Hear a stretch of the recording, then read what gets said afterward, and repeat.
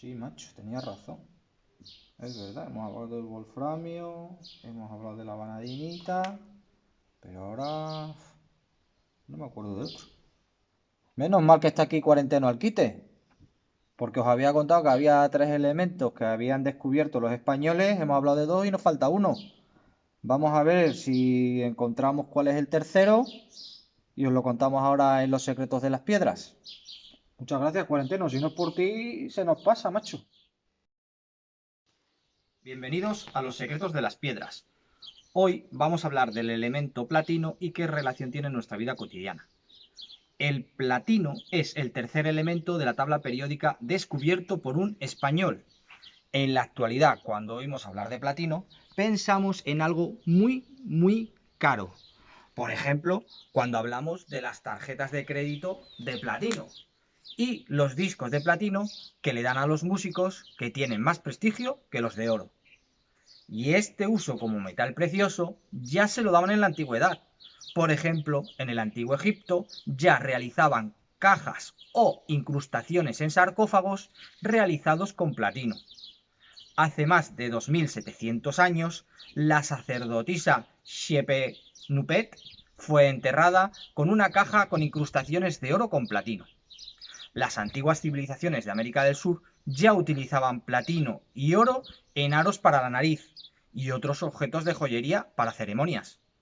Normalmente lo utilizaban en aleaciones con oro, pero también en estado puro. En algunas máscaras de oro precolombinas los ojos son de platino.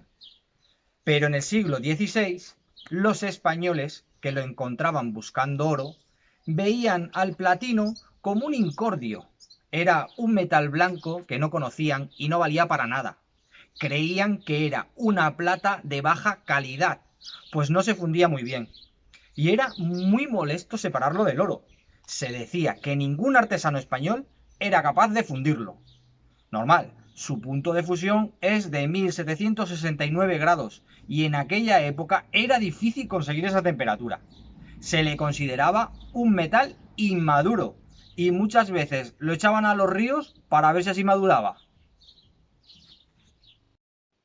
Ya en el siglo XVIII, los colonizadores solían alear el oro con platino para falsificar las monedas de oro, engañando al gobierno español. Por eso, en 1735 se emitió una ley que ordenaba destruir el platino bajo supervisión de los funcionarios. Se cree que en aquella época fueron arrojados al mar y a los ríos entre 3 y 7 toneladas de platino. La primera referencia escrita a su nombre la hizo el militar y explorador español Antonio de Ulloa y de la Torre Giral, que formó parte de una expedición científica a América que se desarrolló entre los años 1735 y 1744. Publicó sus resultados en 1748, donde hizo referencia al platino, llamándole platina. Ya se conocía como acompañante del oro en las minas de la región de Chocó, en la actual Colombia. Por eso, Ulloa, al pasar por aquella zona, recogió la noticia de su existencia. Decía que era una piedra de tanta resistencia que no es fácil romperla, ni desmenuzarla con la fuerza del golpe sobre el yunque de acero, y que ni la calcinación la vence. Esta noticia breve del platino fue la primera publicada y que lo dio a conocer en Europa, y por ello se le considera a Ulloa como su descubridor.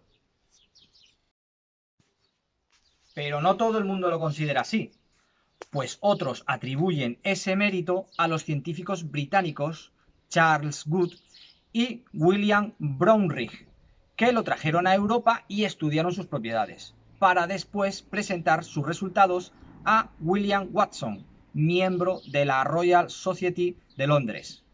Cuando se presentó el estudio en la institución, Watson se refería al metal por el nombre dado por Ulloa, platina, y en su presentación escribió: esta sustancia no se menciona en ningún autor que yo haya encontrado, excepto por nuestro valioso hermano don Antonio de Ulloa. En una carta posterior, Brownrigg le agradecía a Watson que hubiera añadido esta mención. Después de esto, despegó su uso en el mundo de la joyería. En 1780, el rey de Francia, Luis XVI, declaró que era el único metal digno de los reyes, y su joyero Marc-Étienne Janetti creó para él muchas piezas de platino. En 1885, Peter Carl Fabergé, el joyero de los zares de Rusia, realizó un huevo de joyería para que el zar Alejandro III se lo regalara a su esposa María. Así comenzó la tradición anual de Pascua y los huevos de Fabergé, adornados con piedras preciosas y platino. En el siglo siguiente aparecen las primeras colecciones de joyería en París, de la mano de Tiffany, Cartier y Fabergé, y el platino alcanza su mayor prestigio al ser utilizado en las monturas de los grandes diamantes africanos de Kimberley. Joyas muy utilizadas por la realeza en tiaras, coronas, anillos de boda, como el del príncipe Harry de Inglaterra con Meghan Markle, donde ella lució una tiara de platino y diamantes. Aunque no solo la realeza usa anillos de platino para casarse, en la actualidad están muy de moda, pero Elvis Presley ya usó unas alianzas de platino cuando se casó con Priscilla. El platino lo podemos encontrar de forma nativa en la naturaleza, pero actualmente se extrae de depósitos de sulfuros complejos, en los que se encuentra como trazas mezclado con otros metales de su grupo, como el níquel. Uno de estos yacimientos lo hemos tenido en Extremadura, la mina de Agua Blanca, en Monesterio, Badajoz. Aunque actualmente se encuentra cerrada, fue uno de los mayores productores de níquel de Europa. De ella se extraían níquel, cobre y en menor medida oro y platino. ¿Y por qué se llama así? Pues el nombre de platino muy probablemente se lo dieron los conquistadores extremeños. Es un nombre despectivo, pues en un principio se despreció el metal por ser muy difícil fundirlo. Lo consideraron una plata de baja calidad y lo bautizaron con el nombre de platina, es decir, plata pequeña.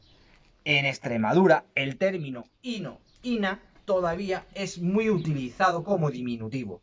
Un cachino, un muchachino, una mijina, una chiquinina, ahí lo dejo.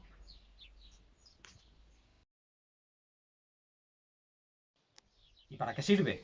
Pues además de su uso en joyería, se usa en otros sectores como en la industria de la automoción, donde se utiliza como catalizador en los tubos de escape, para reducir las emisiones de gases contaminantes, sobre todo en los motores diésel. En la industria química se usa como elemento catalizador para acelerar las reacciones químicas y aumentar la eficiencia. Por ejemplo, se usa en la fabricación de fertilizantes, nylon, poliuretano, plásticos y explosivos. En electricidad y electrónica se usa en los discos duros que están recubiertos de una fina capa de platino.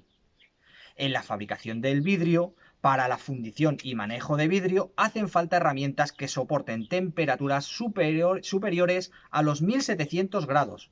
Por ejemplo, la fibra de vidrio se fabrica pasando el material a través de una criba de platino. En el refinado de petróleo se utiliza el platino como catalizador para dividir el petróleo de baja graduación en sustancias más eficientes como la gasolina, el diésel o el queroseno. Y en industria médica y biomédica se usa en stents, catéteres, desfibriladores, marcapasos, etc. En la lucha contra el cáncer, el platino se usa en medicamentos como el cisplatino, en tratamientos de quimioterapia. También se utiliza para numerosos aparatos de laboratorio y como empastes dentales.